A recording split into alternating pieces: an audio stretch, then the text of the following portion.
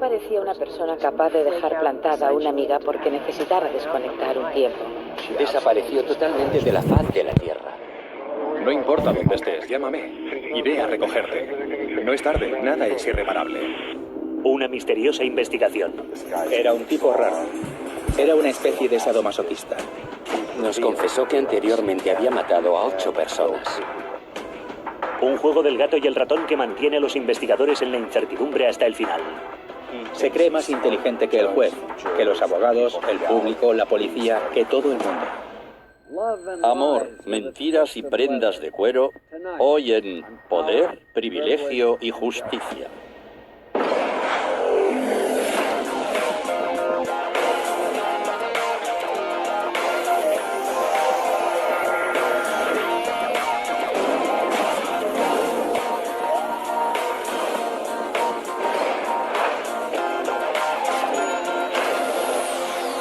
Crímenes imperfectos, ricos y famosos, programado para el asesinato.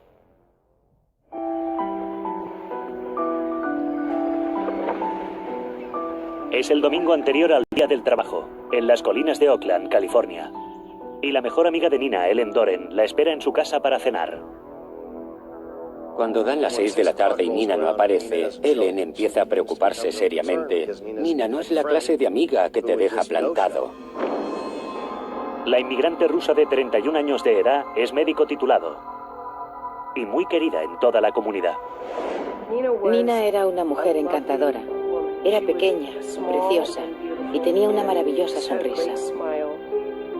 Tenía personalidad, era muy extrovertida, muy cariñosa. Ellen llama a casa de Nina y a su teléfono móvil, pero no obtiene respuesta. Supongo que Ellen pensó, a lo mejor su novio Anthony le ha dado una sorpresa y se han ido de fin de semana. Seguro que hay una explicación. Ellen se entera de que Anthony Zographos, un exitoso hombre de negocios, se encuentra efectivamente fuera de la ciudad, pero dice que Nina no está con él. Anthony Zographos regresa al día siguiente, el 4 de septiembre. Va a buscarla, pero no la encuentra. Él no tiene la menor idea de dónde puede estar. Nina no ha llamado a nadie. Ellen se entera de que sobre las 2:30 del domingo, Nina había dejado a sus hijos con su futuro exmarido, el mundialmente famoso ingeniero de software Hans Reiser. Era muy conocido en el mundo de la informática, así que se trataba de un caso que se salía de lo habitual. Pasaron 24 horas sin tener ninguna noticia. El rastro de Nina se enfría.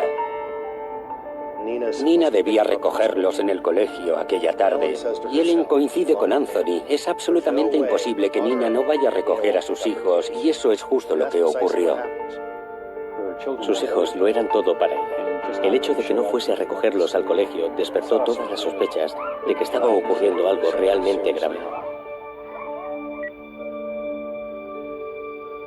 El policía que anotó la primera denuncia de desaparición presentada por Ellen Doren dijo que enseguida se dio cuenta de que aquello tenía mala pinta.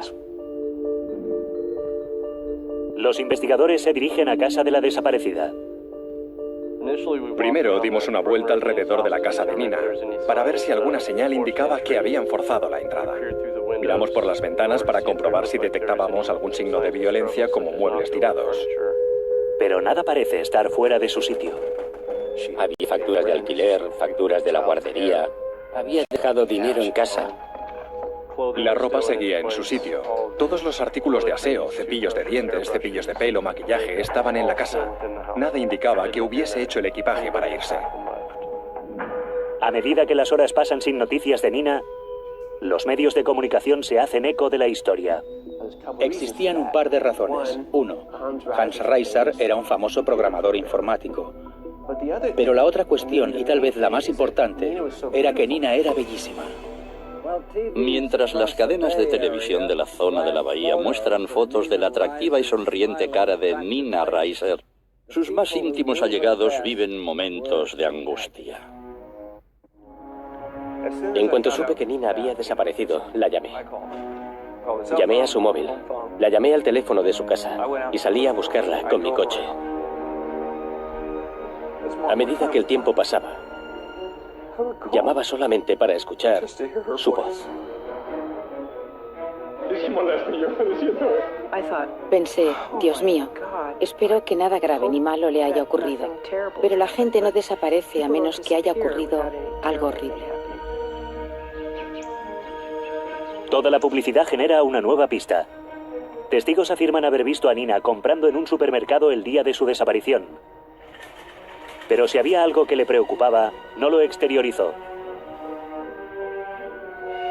Había una cinta de vídeo de Nina en el supermercado Berkeley Bowl, interactuando con los niños jugando con el carro de la compra. Hacían cosas normales entre ellos en el supermercado.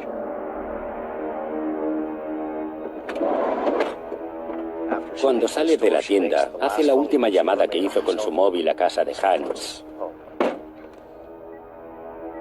Obviamente, la llamada era para decirle que llegaba tarde, porque debía dejar a los niños. Ya eran las 2 de la tarde cuando hizo la llamada. Es un trayecto de 15 minutos hasta la casa de Hans. Los investigadores hacen un seguimiento. Le dicen a Hans, usted fue la última persona que vio a Nina Reiser. ¿Sabe qué le ocurrió? ¿Sabe dónde podemos encontrarla? Pero Hans no tiene ninguna respuesta. Nina dejó a los niños el domingo y se fue con su coche a través de las colinas de Oakland. Se esfumó por completo. Su coche no estaba. Ella no estaba. No hubo más llamadas. En busca de pistas, la policía escucha el buzón de voz de Nina. Hola, soy Nina Reiser. Entre las docenas de llamadas de preocupación, encuentran varios mensajes curiosos del novio de Nina, Anthony. Hola, soy yo. No te preocupes, no ha pasado nada más. Tómate el tiempo que necesites, pero llámanos a uno de nosotros. No importa dónde estés, llámame, iré a recogerte. No es demasiado tarde. No hay nada que no pueda arreglarse, tranquila. Te quiero, hasta pronto, adiós. Anthony admite ante los investigadores que recientemente ha habido tensiones en la relación, pero niega vehementemente tener algo que ver con su desaparición. Sospecha que Nina podría haber necesitado pasar unos días sola, fuera de la ciudad, pero la policía no encuentra ninguna prueba que respalde esa teoría. Los investigadores realizaron un trabajo exhaustivo, revisando sus registros bancarios y tarjetas de crédito, contactando con el Departamento de Inmigración para ver si realmente se había marchado del país. Era como si hubiese desaparecido de la faz de la tierra. Entonces, una semana después de la desaparición de Nina, se produce un inquietante descubrimiento. Encuentran su monovolumen a unos 5 kilómetros de la casa de Hans, en las colinas de Oakland, en una tranquila calle residencial cerca de la autopista. En el maletero del coche había comida por valor de $150 que estaba allí pudriéndose. No había sangre ni signos de violencia. En el bolso de Nina, el dinero en efectivo y sus tarjetas de crédito. Pero su teléfono móvil sugiere un acto delictivo. Habían quitado la batería del móvil, de modo que si alguien intentaba localizarla, llamarla o utilizar el GPS para intentar averiguar dónde se encontraba, no habrían podido hacerlo. Un nutrido equipo de búsqueda y rescate se adentra en las colinas de Oakland. Buscaron en lugares que sabían que Nina frecuentaba, incluido un parque local. Realizaron varias batidas en las que participaron unos 150 voluntarios, perros rastreadores de cadáveres, perros olfateadores. Era como buscar una aguja en un pajar. Se trata de una zona muy extensa. A medida que pasaban los días sin encontrar ningún rastro de Nina, las probabilidades de que estuviese viva eran más escasas. Lo que nos espera es un extraño e inolvidable caso que llevará a los investigadores desde el prominente mundo del software al corazón más oscuro del mundo del sadomasoquismo en San Francisco. Una semana después de la desaparición de Nina Reiser, las esperanzas se disipan muy rápido. No me parecía una persona capaz de dejar plantada a una amiga porque pensara que necesitaba desconectar un tiempo. Yo no quería pensar en el peor de los escenarios posibles. Y no lo hice durante unos días, pero llegó un momento en que ya no parecía posible que pudiera regresar. Los detectives buscan pistas en el pasado de la mujer desaparecida. Nina nació en Rusia. Allí estudió la carrera de obstetricia y ginecología. Había estudiado durante el verano de 2006 y se había matriculado para hacer los exámenes porque sus planes eran convertirse en doctora aquí en los Estados Unidos. Hija de médicos, Nina era una mujer muy inteligente y bien educada. Pero siempre soñó con hacer carrera fuera de la Europa del Este. Disfrutaba de la alegría de vivir. Lo tenía todo. Unas grandes ansias de vivir. Un día en San Petersburgo, Rusia, cuando Nina tenía 20 y pocos años, acompañó a una amiga suya a una cita a ciegas con un hombre de negocios americano, llamado Hans Reiser.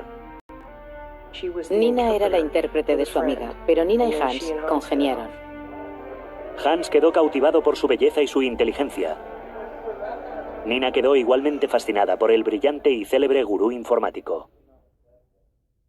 Hans había sido un muchacho más bien solitario. Por increíble que parezca, había dejado el instituto y más tarde, a principios de la adolescencia, antes de la edad habitual en que la gente ingresa en la facultad, sobre los 14 años, hizo el examen de acceso y fue aceptado en la Universidad de California, Berkeley.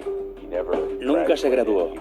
Estudiaba de forma independiente y trabajaba en un prestigioso laboratorio informático. Algunas personas decían que había dejado el instituto porque ya no suponía un reto para él. Hans creó su propia compañía de software, Nemesis, y se convirtió en una sensación de la noche a la mañana. Entre la jet set de Silicon Valley, Reiser era una estrella emergente. Su potencial parecía ilimitado. Hans desarrolló un sistema de ficheros llamado Sistema de Ficheros Reiser, que se utiliza en servidores Linux en todo el planeta. En su campo, en el mundo de los ordenadores y Linux, es muy conocido, es famoso. Los ficheros de Reiser se convirtieron en los ficheros estándar del sistema operativo Linux. Hans valía millones, muchos millones. Así que creo que les iba bastante bien para tratarse de una pequeña empresa que empezaba a despegar. La compañía valía varios millones de dólares, pero Hans se negó a venderla. Era como un hijo para él. Durante el boom tecnológico de los años 90, Hans mantuvo un estatus de extraordinaria riqueza y privilegio. A Nina no parecía desagradarle la afición de Hans a las artes marciales, los videojuegos y la ciencia ficción, o tal vez lo pasaba por alto. En cualquier caso, estaba totalmente enamorada de Hans. En 1999 vive con él en América. Está embarazada de su primer hijo y es también el año en que se casan. Mientras Nina estudiaba para obtener su licencia médica estadounidense, Hans le dio un trabajo en su empresa. Ella era directora financiera de la empresa. Se ocupaba de los libros de cuentas y de las finanzas de la compañía. Hans y Nina se casaron en 1999. En opinión de sus amistades, el matrimonio tuvo un buen comienzo. Eran felices, tenían éxito. Su negocio marchaba bien. Nina estaba ilusionada con convertirse en médico en los Estados Unidos. Tenían ilusión por ser padres. Yo creo que al principio Nina y Hans eran felices juntos. Ella me dijo que se había casado con él porque le amaba y porque se divertían mucho juntos, porque compartían el proyecto de hacer crecer la empresa de Hans y porque ella consideraba a Hans un hombre realmente interesante y muy singular. Rory nació en 1999.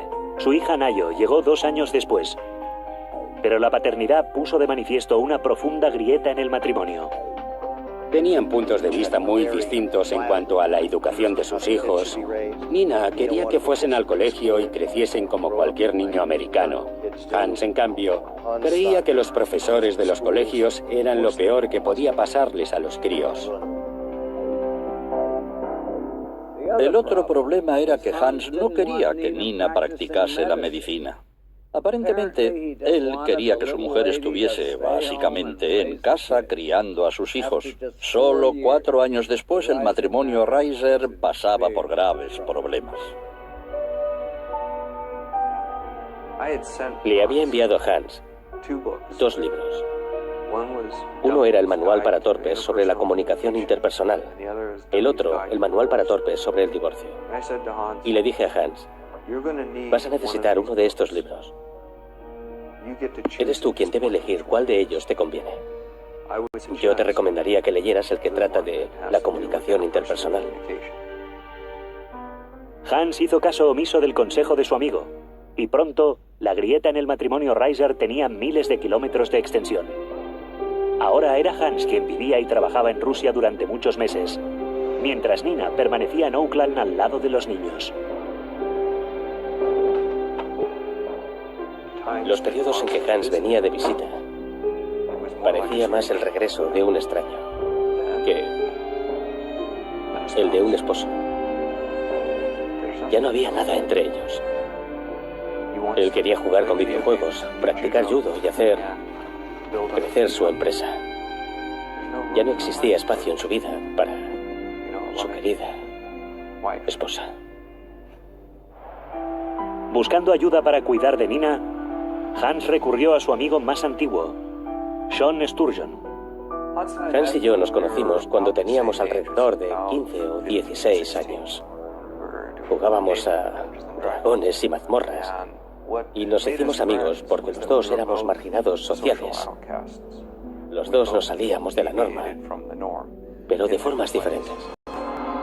Mientras Hans está habitualmente en Rusia y Nina se encuentra en Oakland, ocupándose de todo y del lado financiero del negocio, Sean es la persona que le hace compañía. Sean es quien está al cuidado de Nina. Estaba claro que Hans no iba a cambiar. Se comprometía, pero inmediatamente rompía las promesas que había hecho. Nina y yo empezamos a experimentar gradualmente sentimientos románticos recíprocos. Nina no solo dejó a Hans por su mejor amigo, Nina dejó a Hans por su único amigo. Y estamos hablando de dos hombres que eran amigos desde hacía unos 25 años. La relación con Sean no duraría. Un año antes de su desaparición, con Hans permanentemente en los Estados Unidos, Nina empezó a salir con Anthony Zographos. Pero según sus amigos, Sean continuó formando parte de la vida de Nina. A Anthony eso no le gustaba. A Anthony le disgustaba que Nina siguiese comunicándose con Sean Sturgeon y recibiendo dinero de él. Nina consideraba a Anthony excesivamente controlador y celoso. No estoy diciendo que los sentimientos de Anthony hacia Nina no fueran verdaderos. Anthony y yo teníamos conflictos. Una mujer desaparecida y 3 hombres celosos. La policía debía preguntarse si Nina estaba atrapada en medio del fuego cruzado. Tras la misteriosa desaparición de Nina Reiser, los investigadores tienen 3 claros sospechosos. Su exmarido Hans Reiser, del que se había separado, su novio actual Anthony Zographos y su anterior novio y antiguo mejor amigo de Hans Reiser, Sean Sturgeon. Todas esas personas eran de nuestro interés desde nuestra perspectiva. Según algunos de los amigos más cercanos de Nina, Zographos podía llegar a ser celoso y controlador. Aseguró que se encontraba fuera de la ciudad cuando se produjo la desaparición de Nina. Obviamente queríamos averiguar dónde había estado y confirmar que era cierto. Aquel fin de semana, Anthony se había ido de camping con su exmujer y sus hijos. La coartada de Anthony era consistente. Los detectives centran su atención en Sean, el amante al que Nina había dejado. Según algunos amigos, él seguía prestándole apoyo económico. A primera vista, la sensación que tenías era que Nina debía estar muy endeudada con Sean Sturgeon, lo que constituye un motivo muy bueno para hacer daño a alguien o hacerle desaparecer. Los investigadores descubren que el mejor amigo de Hans dista mucho de ser un chico normal y corriente.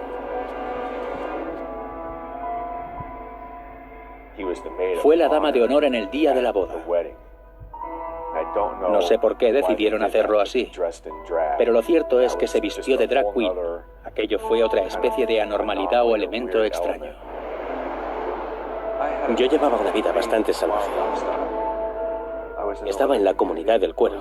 En realidad empezaba a salirme de esa comunidad pero formé parte de ella. Había tenido muchas experiencias en la industria del sexo. Hacía muchas cosas salvajes. Pero de momento, los investigadores no encuentran evidencias que lo conecten con ningún delito. Y la policía no puede detenerlo simplemente por ser un tipo raro. Sean Sturgeon tenía una coartada. No era muy consistente, pero era razonable. Aquella noche estaba trabajando en un comedor de beneficencia. Pero si existía una persona con los motivos y los medios para hacer desaparecer a Nina, tenía que ser su marido, Hans Reiser. La policía descubre que la pareja mantiene una batalla realmente despiadada por la custodia de sus hijos. Yo había llevado bastantes casos desagradables, pero aquel era con diferencia el peor. Nina Reiser acusó a Hans de tratar a sus hijos como pequeños adultos, permitiéndoles que jugasen con videojuegos y viesen películas violentas que mostraban imágenes de guerra y truculentas. Hans pensaba que eso no era malo. Hans estaba enviándole muchos correos electrónicos, haciéndole comentarios amenazadores. Eran incapaces de ponerse de acuerdo. No se ponían de acuerdo en el colegio al que debían ir los niños, ni en los médicos que debían atenderles. Había acritud entre ellos. Nina acusaba a Hans de crueldad y de abandono. Él la tachaba de mala madre, de adúltera y de ladrona. Hans sostenía que Nina había malversado cientos de miles de dólares de Nemesis durante el tiempo en que fue directora financiera de la compañía. La idílica relación entre la belleza y el genio se había truncado amargamente. Sería lógico pensar que la irritación de Hans se habría tornado en preocupación tras la desaparición de Nina. Nada más lejos de la realidad. Le dijeron a Hans: usted fue la última persona que vio a Nina Reiser. ¿Sabe qué puede haberle pasado? ¿Sabe dónde puede estar? Hans respondió: hablen con mi abogado. Eso fue todo. Los investigadores, con una orden judicial, registran la casa de Hans y su vehículo. Había una columna de madera que hacía de separación entre el salón y el vestíbulo, y descubrieron que tenía una mancha de sangre a una altura de 1,20 m aproximadamente. Curiosamente, el coche de Hans ha desaparecido. En su lugar, hay un coche de alquiler en la entrada. En los primeros momentos de la investigación, se averiguó que Hans conducía un Honda CRX que pertenecía a su madre, Beverly. Ella me dijo que Hans le había comentado que el coche tenía problemas de batería. Añadió que no sabía dónde estaba. Los investigadores interrogan a los vecinos de Hans. Nadie ha visto el coche desde la desaparición de Nina. Pero las pesquisas revelan una nueva e intrigante pista. 2 noches después de la desaparición de Nina, un vecino que vive enfrente de la casa de Hans le vio regando el camino con una manguera durante una media hora aproximadamente. Dijo: me pareció bastante raro, incluso tratándose de Hans, porque no hace nada en el jardín. Nunca le hemos visto realizar ninguna labor de mantenimiento fuera de la casa. Las pruebas de ADN confirman que la mancha de sangre hallada en la casa de Hans es de Nina. Pero los investigadores saben que sin disponer de un cadáver, no es una prueba suficiente para fundamentar su caso. Era evidente que Hans no estaba cooperando en la investigación. Cada vez era más evidente que Hans había tenido algo que ver en la desaparición de Nina, así que el juez autorizó la intervención de su teléfono.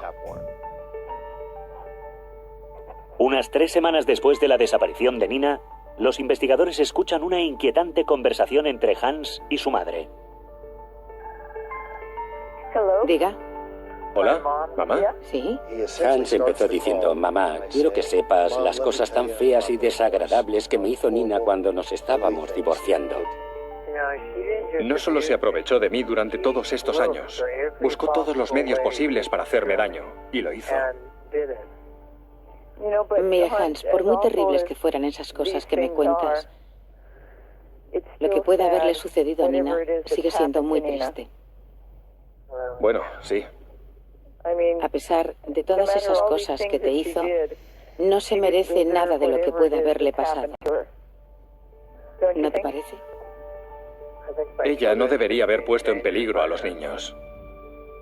Aún así, Nina no merece lo que pueda haberle ocurrido. Hans estaba confesando su crimen. Ya, y yo tampoco. Y tampoco Rory. Era evidente que Hans estaba intentando explicarle a su madre por qué había matado a Nina. Tranquilízate, Hans. Adiós, te quiero mucho. Esta conversación no hace sino aumentar la frustración de los investigadores. Sin una prueba concluyente, saben que su caso no se sostendrá en los tribunales. Lo que sigue es un juego del gato y el ratón por todo Oakland. La policía se dedica a seguir a Hans y a su coche de alquiler por todas partes. Se dedicó a hacer lo que la policía llama contravigilancia. Quiero decir, por ejemplo, que conducía por la autopista a 50 kilómetros por hora, aunque el límite de velocidad era de 100. Tomaba una salida de la autopista y luego volvía a entrar para saber si alguien le estaba siguiendo.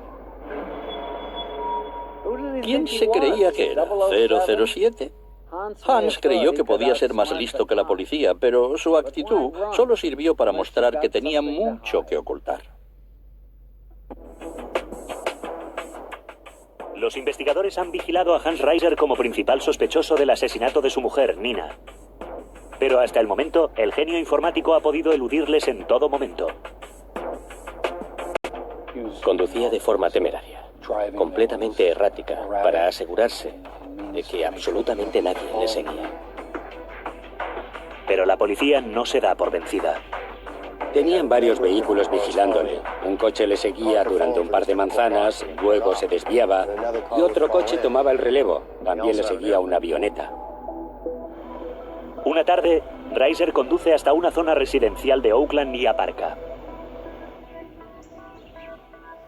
Recorrió la manzana caminando arriba y abajo, invirtiendo media hora en un trayecto que podía haber hecho en 5 minutos. Convencido de que nadie le observa, Hans conduce a la policía directamente hasta su Honda CRX, el coche desaparecido que la policía había estado buscando desde la desaparición de Nina. Después de conducir el esquivo vehículo hasta un aparcamiento aún más alejado, Hans corre hacia casa de su madre unos pocos kilómetros de allí, momento en el que interviene la policía. Cuando registraron el coche, un detalle les llamó la atención. Es un coche biplaza con 2 asientos de cubo, pero el asiento del pasajero había desaparecido. ¿Quién conduce por ahí sin el asiento del pasajero? Se trataba de una prueba muy sospechosa e inculpatoria. Las alfombrillas estaban mojadas y había incluso restos de agua acumulada en una zona del vehículo, unos 2 centímetros. Aquello inducía a pensar que alguien había limpiado las pruebas. Y no es la única prueba inculpatoria que descubre la policía.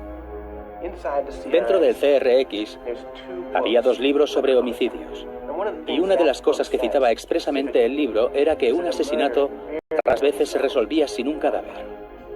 Era evidente que Hans estudió los métodos que emplea la policía para investigar a sospechosos.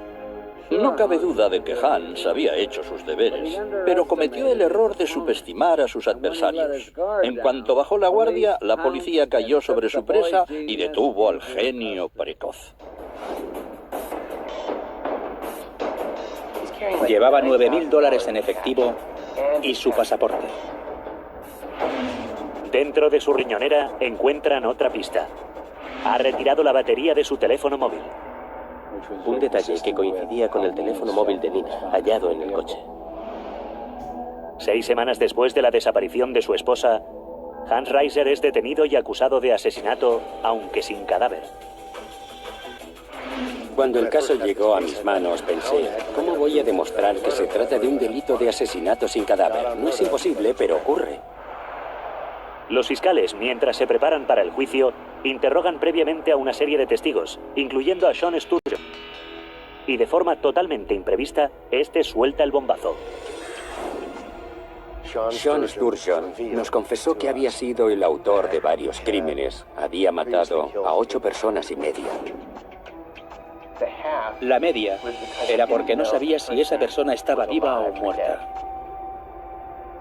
Confesé, les dije, deténganme, acúsenme de los crímenes. No pensaba darles todos los detalles. No pensaba decirles quiénes ni por qué. Júzguenme, métanme en la cárcel. Todo el mundo que sigue el caso está completamente desconcertado.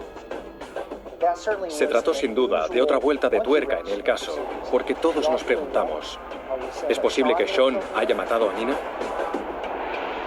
¿Un asesino en serie confeso? Una exnovia desaparecida. La policía empieza a plantearse si se ha equivocado de sospechoso desde el principio. Un mes antes de la fecha prevista para el inicio del juicio por el asesinato de Nina Reiser, el exnovio de la víctima, Sean Sturgeon, confiesa haber asesinado al menos a 8 personas. Le dijo a la policía que había matado a esas personas porque le habían maltratado y abusado de él y de su hermana en la comunidad en la que se habían criado. Sturgeon invita a la policía a registrar su casa y les entrega voluntariamente su colección de armas. Sin embargo, se niega a dar a los detectives ningún detalle sobre sus supuestas víctimas, ni siquiera sus nombres. No sabíamos de qué personas estaba hablando. No quiso identificarlas, así que fue una ardua labor. Como pueden imaginarse, nosotros nos lo tomamos muy en serio. Cuando le preguntan las razones que le han llevado a confesar algo tan terrible, Sturgeon reconoce que lo ha hecho para evitar testificar en el juicio. Asegura que ya ha sufrido toda la humillación pública que podía soportar. Mis amigos me evitaban por todo lo que Hans les había dicho sobre mis inclinaciones sadomasoquistas. Así que le dije a Paul Horan que había matado a otras personas. Luego le di los nombres y la descripción de algunas de ellas. No pudimos demostrar que ninguna de esas personas hubiesen sido asesinadas por Sean Sturgeon. Nunca pude probar fehacientemente su afirmación de que había matado a 8 personas y media. Era un tipo extraño, con tendencias sadomasoquistas. Para la fiscalía constituía un problema asociar a la mujer desaparecida, una mujer encantadora, con un personaje como él. La falsa confesión de Sean fue un acto de enorme irresponsabilidad. La falsa confesión de Sean encerraba la posibilidad potencial de poner en libertad a Hans. Proporcionó a otra persona que tenía también, hipotéticamente, motivos para cometer el crimen, y encima se declaraba confesa de otros asesinatos. Si un jurado tiene a un asesino con un móvil, es muy difícil que condene a un marido, y menos aún si no hay cadáver. Viéndose en clara desventaja, la fiscalía decide proponer un trato a Hans. Si nos dices dónde está el cuerpo y cómo mataste a Nina, cumplirás una condena de 3 años por homicidio. Hans rechazó la oferta y, como diría más tarde el juez, decidió jugárselo a cara o cruz. Creo que se dejó guiar por un juicio en el que no había cadáver. Se dijo, ¿cómo va a demostrarlo el fiscal? Puedo ganar el caso, tengo un buen abogado. No han hallado el cuerpo. Soy un tipo listo y brillante, me saldré con la mía. En su arrogancia, el acusado está a punto de recibir una bofetada de realidad. En la vista preliminar, el juez dictamina que la extraña confesión de asesinato de Sean Sturgeon es inadmisible. Aún así, la fiscalía se enfrenta a una dura batalla. El primer día del juicio, Paul Horan puso una foto de Nina Reiser con su hijo en medio de la sala del tribunal. Enseguida nos dimos cuenta de por dónde iban los tiros. Quería convertirse en el portavoz de Nina, una mujer cuya voz no iba a poder escucharse en el juicio. Teníamos que convencer al jurado de que esa mujer no había desaparecido, sino que estaba muerta. No era posible el abandono de su hogar. Una madre como ella jamás habría abandonado a sus hijos.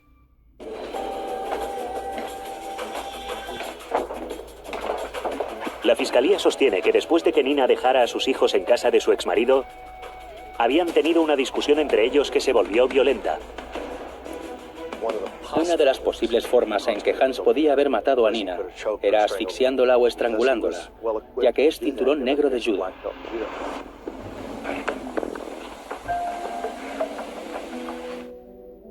La última pieza del rompecabezas es el testimonio de Rory, el hijo mayor de Nina, de 7 años. Lleva consigo un dibujo que hizo para tratar de explicar la ausencia de su madre. Estaba durmiendo en la cama, se despertó y se dio cuenta de que su padre, que solía dormir con él, no estaba a su lado. Vio a su padre bajar las escaleras con una bolsa muy voluminosa en la mano. Pensó que aquella bolsa contenía el cuerpo de su madre.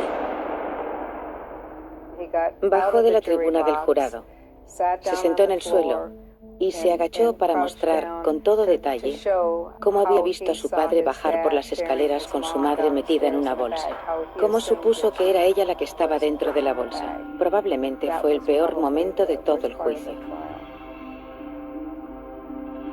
Los abogados defensores arguyeron: oigan, es un bicho raro, él es así, no encaja con las normas de los demás. No se lo tomen en cuenta. No es necesariamente una prueba inculpatoria, simplemente es raro, es un ser extraño. Se trataba de una buena defensa, porque Hans es, en efecto, un tipo verdaderamente raro, un personaje completamente atípico. La estrategia de la defensa parece ir por buen camino, hasta que Hans se convence de que sabe más que sus expertos abogados. Haciendo oídos sordos a sus consejos, insiste en subir al estrado. Subir al estrado fue la estupidez de mayor calibre que pudo cometer. Hans se las arregló para disimular su arrogancia durante un tiempo.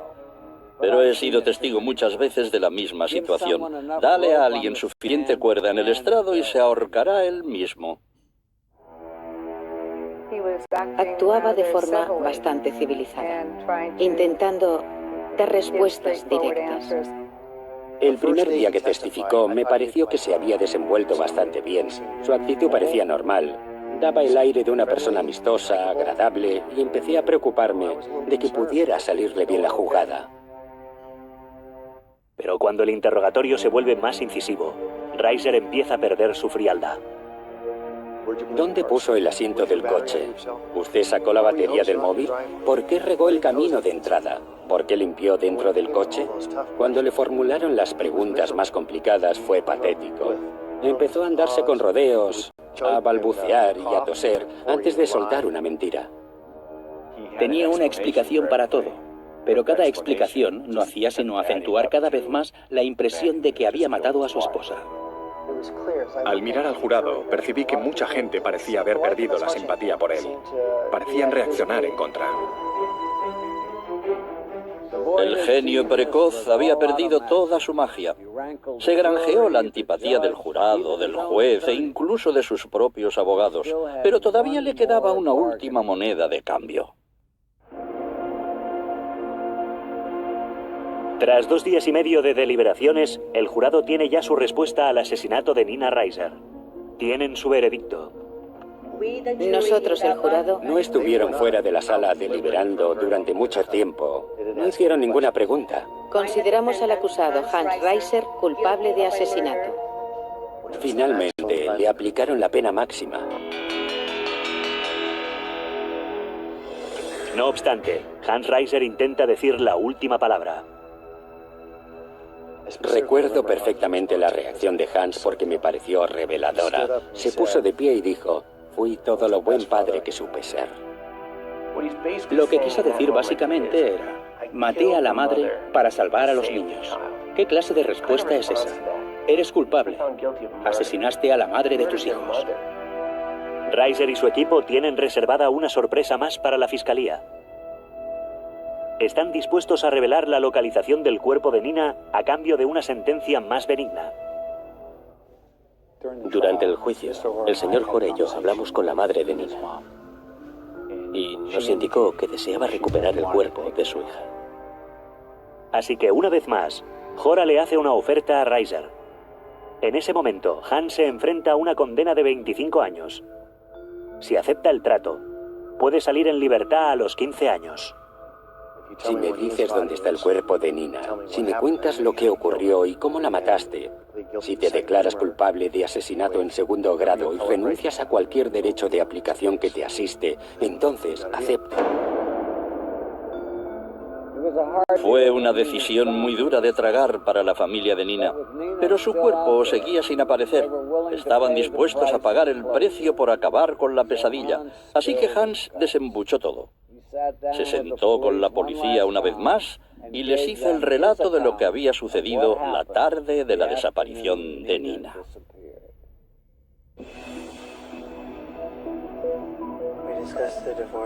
Discutimos acerca del divorcio y me dejé llevar por la rabia y la maté. Y no debería haberlo hecho. Estoy muy arrepentido de lo que hice. ¿Qué método empleaste? ¿La golpeaste? Impedí que la sangre fluyera hasta su cerebro, colocando las dos manos alrededor de su cuello. Y utilizando un método muy poco sofisticado. Uno que cualquier instructor de judo como yo jamás hubiera utilizado. Yo lo hice. La estrangulé. Fue completamente indoloro para ella. Es la forma menos dolorosa de morir. Sucedió en el salón, al lado de la puerta. Dijo que había sido rápido, silencioso y que los niños no lo oyeron. Después de matarla, la metió en una bolsa de viaje grande. Y luego puso la bolsa en el coche, en el CRX, y la dejó allí hasta que hubo cavado el hoyo donde la enterró. Señaló que había tardado 2 largas noches en cavar el hoyo y que lo hizo mientras los niños dormían. No puedo quitarme de la cabeza el dibujo que hizo Rory. Tenía razón, había visto algo. Su madre estaba en la bolsa. ¿Cómo un niño supo que su madre estaba en la bolsa? 3 días después de firmar la sentencia acordada, Reiser baja por un estrecho sendero del Parque Regional de las Colinas de Oakland, esposado a su abogado. En un momento dado subió por la colina, se adentró en la maleza y a unos 4 o 5 metros vio un lugar bajo los arbustos. Dijo, está enterrada a menos de 1 metro dentro de una bolsa. Cuando la policía empezó a cavar, lo primero que desenterraron fueron las asas de la bolsa y su cuerpo estaba allí. Reiser es condenado a pasar 15 años a cadena perpetua en una prisión estatal. Cuando Hans se encuentre en una galería de nivel 4 del sistema de prisiones, Hans va a aprender lo que es el control y va a aprender que él allí no lo tiene. Y también va a aprender lo que significa ser una esposa. Me parece muy justo que un hombre que le arrebató la vida a su esposa acabe probablemente convirtiéndose en una. Hans Reiser podía haber sido un multimillonario, codearse con las mentes más avanzadas y brillantes de Silicon Valley. En vez de eso, pasará lo mejor de su vida en una celda de San Quintín. Espero que la imagen de su preciosa esposa le persiga hasta el final de sus días. Dominic Dunne para la televisión judicial.